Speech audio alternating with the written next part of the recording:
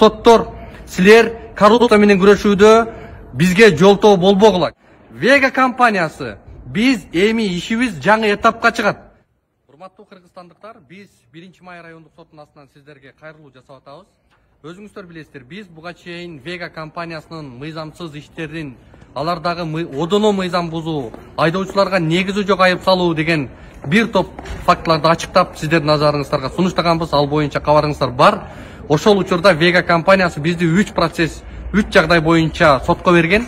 Экөөсүндө биз уттук, шаардык сотко чейин барып. Андан сырткары азыр 3-сүндө Вега компаниясынын башкы директору Арман Насипкулов деген директордун кадыр баркын коргоо боюнча сот болду. Бирок бул сотто негизи жок чечим чыкты. Анткени бүгүнкү Бешеева Зура деген сот биздин үстүбүзгө 25 000 сом айып өндүрүү үчүн, андан сырткары биздин иликтөөнү YouTube'дан өчүрүү жөнүндө чечим кабыл алды. Бирок мен ойлойм, бул нерсе негизи жок. Анткени биз далилдерди көрсөтүп бердик.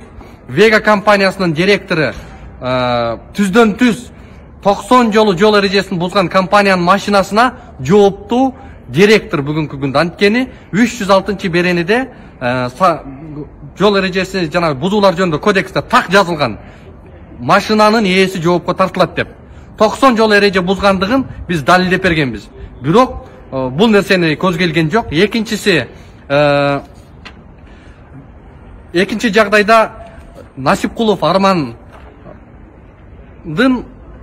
ийимде иштегендиги, андан бир чоң энеге кол көтөргөндүгү жана ызы чуу менен кызматтан кеткендиги тууралуу биз далилдерди ачык маалымат булактарынан, интернет барактарындагы сайттардан көрсөтүп, биз нотариус аркылуу тастыктап алып барып бердик. Муну да көзгөлгөн жок. Мен ойлойм, урматтуу соттор, силер коррупция менен күрөшүүдө бизге жолтоо болбогула. Коррупция менен күрөшүүдө мындай бир тоскоолдук кылбагыла. Силер кыргыз элине буга чейинки ишенимди жоготконсуңар, ишенимди үзгөнсүңөр элден. Биз качан гана соттор өздөрү оңолгондо, өздөрү кынтыксыз жүрүм турумга ээ болгондо, анан адилеттүүлүк чечимди чыгарганга багыт алганда гана биз реформаларды ишке ашыра алабыз.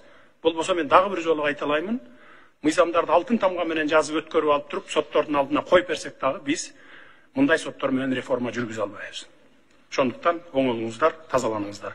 Бүгүнкү күндө карапайым эл ушул журналисттер аркылуу чындыкты угуп, журналисттер аркылуу мындай бир өздөрүнүн укугун чечип келатат. Бул жагдайда силер жолтоо болбошуңарды биз талап кылабыз. Андан сырткары, урматтуу айдоочулар, кыргызстандыктар, биз ишибизди токтотпойбуз. Бул нерсе менен биздин оозубузду жабабыз, бизди токтотуп коебуз деп эч качан ойлобогула. Биз азыр ушул жерден кайрылабыз. Вега компаниясы, биз эми ишибиз жаңы этапка чыгат. Силердин мыйзамсыз жагдайыңарды кылдаттык менен коомчулукка ашкере кылабыз. Силер биринчи мыйзамды сактабасаңар, анда карапайым элден силер айдоочулардан талап кылбашыңар керек. Биз ушул жерден кыстырма кылып айтып кетейин. Бүгүнкү күндө Вега компаниясы шаар казынасына акча төлөбөй 3 жылдан бери иштеп келаткандыгын тастыктап, көзүңөргө сайып айтканбыз. Биз бул нерсени дагы да ачыктайбыз. Бүгүнкү күндө мэриядагы коррупция силердин мындай бир тааныш туунуштугуңар, силердин мындай таасириңер менен шаар казынасына очойгон каражатты төлөбөй келатасыңар. Кантип силер айдоочулардан талап кыласыңар? 90 жолу эреже бузгандыгыңар бул факт. Силер бузгансыңар, бирок төлөбөй койдуңар. Бул нерсе үчүн дагы силер айдоочулардан айып пул сураганга акыңар жок. Ошон үчүн биз айтабыз, урматтуу кыргызстандыктар, урматтуу айдоочулар, бизди булар эч качан токтото албайт.